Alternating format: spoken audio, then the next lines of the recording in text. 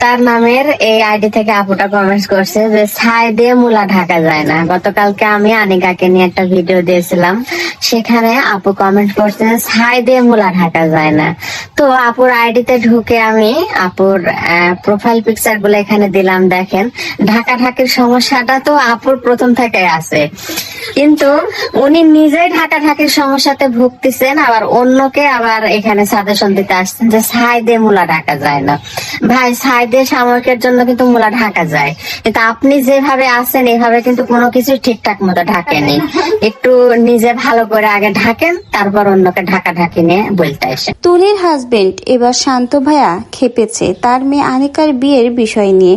প্রকাশ্যে যখন শান্ত তুলি তার ছোট মেয়ে আনিকার বিষয় ভিডিওর মাধ্যমে ক্লিয়ার করে, তারপরে সোশ্যাল মিডিয়াতে শুরু হয় তাদেরকে নিয়ে নানা রকমের সমালোচনা। অনেকেই বলছে শান্ত তুলি নাকি ছাই দিয়ে মূলা ঢাকতে যাচ্ছে, তার মেয়ে যে সরাসরি কট খেয়েছে এবং তারপরে যে তার এই ছোট্ট 8-এ পড়া মেয়েকে বিয়ে দিচ্ছে সেটা ঢাকার জন্যই এই নাটক করছে নাকি শান্তা তুলি। এমনই সমালোচনা শোনার পর আবারও শান্ত ভাইয়া তারই উত্তর দেয়।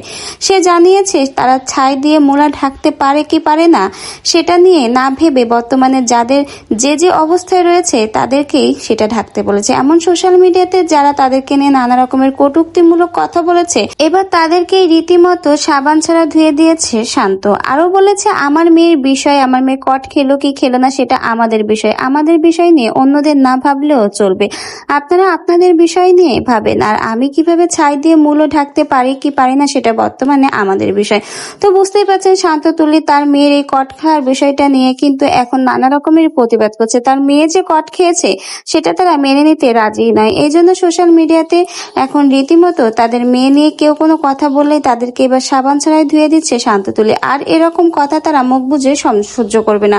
রমজান মাস ছিল বলে সহ্য করেছে, কিন্তু এখন প্রত্যেকটা কথারই উত্তর দিতে যাচ্ছে শান্ত তুলি।